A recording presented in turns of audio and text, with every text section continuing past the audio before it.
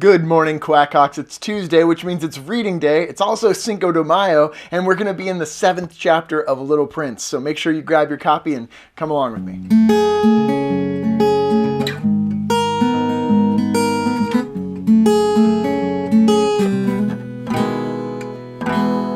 Remember that this week we are focused on this idea of not okay can be okay, and also what are we holding on to? I think a lot of us are still holding on to a way of life that used to be. And I think that this chapter really helps us to illuminate that kind of concept.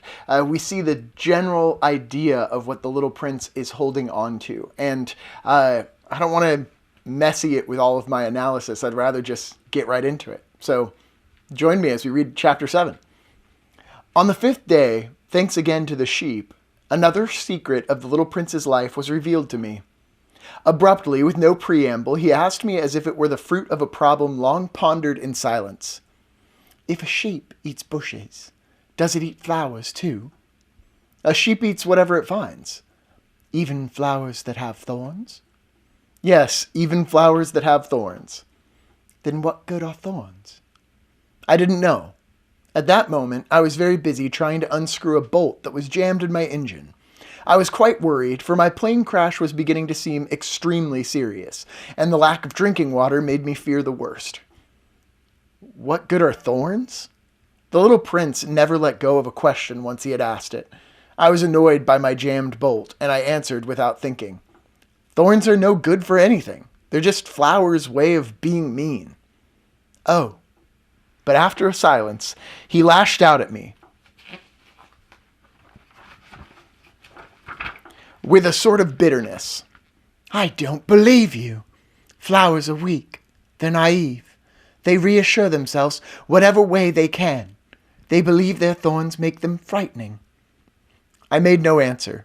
At that moment, I was thinking, if this bolt stays jammed, I'll knock it off with the hammer. Again, the little prince disturbed my reflections. Then you think flowers.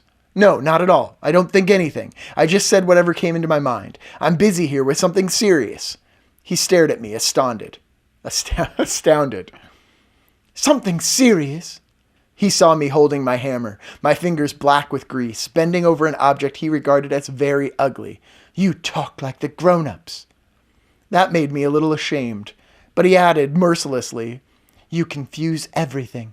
You've got it all mixed up. He was really very annoyed. He tossed his golden curls in the wind. I know a planet inhabited by a red-faced gentleman. He's never smelled a flower. He's never looked at a star. He's never loved anyone. He's never done anything except add up numbers. And all day long he says over and over, just like you, I'm a serious man. I'm a serious man. And that puffs him up with pride. But he's not a man at all. He's a mushroom. He's a what? A mushroom!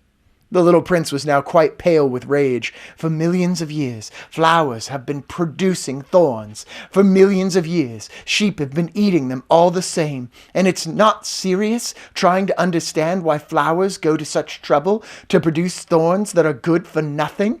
It's not important that war between the sheep and the flowers. It's not more serious and more important than the numbers that fat red gentleman is adding up. Suppose I happen to know a unique flower, one that exists nowhere in the world except on my planet, one that a little sheep can wipe out in a single bite one morning, just like that, without even realizing what he's doing. That isn't important? His face turned red now, and he went on. If someone loves a flower, of which just one example exists all among the millions and millions of stars, that's enough to make him happy when he looks at the stars. He tells himself, my flower's up there somewhere. But if the sheep eats the flower, then for him, it's as if suddenly all the stars went out. And that isn't important? He couldn't say another word. All of a sudden, he burst out sobbing. Night had fallen. I dropped my tools. What did I care about my hammer, about my bolt, about thirst and death? There was, on one star, on one planet, on mine, the earth, a little prince to be consoled. I took him in my arms. I rocked him. I told him, the flower you love is not in danger. I'll draw you a muzzle for your sheep. I'll draw you a fence for your flower. I didn't know what to say. How clumsy I felt. I didn't know how to reach him, where to find him. It's so mysterious, the land of tears. And that's the end of our chapter 7. I think that it's important to realize that when something important comes along, it doesn't always look like what we thought was important in the first place.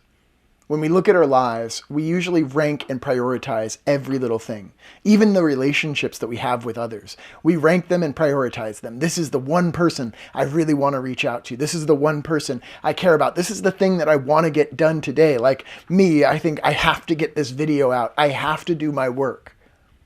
But when something happens and one person needs to be consoled, nothing else matters. And when we think about all of the people in the world right now that need help, that need healing, that need support, we're talking about 100,000 people who have died in the US alone. It's time for us to stop with this talk of what's important. We see what's important. And I think that noticing what's important means we have to change our lives. We have to adapt to a new reality. We have to recognize not okay can be okay as long as we're willing to let go of whatever it was we thought was supposed to be the case. I know a lot of you guys are going through crap right now. Just some of the worst of it. Some of you guys have lost people that you love. Some of you are going stir crazy. Some of you have lost opportunities that you had dreamt of for years. And so you have to recognize that this is a time to heal and not a time to work on all the silly things that you thought were important before. Sometimes it's important to stop and hear the crying kid in the corner and just give them help. Not okay can be okay, and we're here to help you as much as we can. It does get better. It doesn't have to be this way forever. Tomorrow could be good. With that said, snap your cracks, flap your jacks, and don't forget to yell quack. Quack.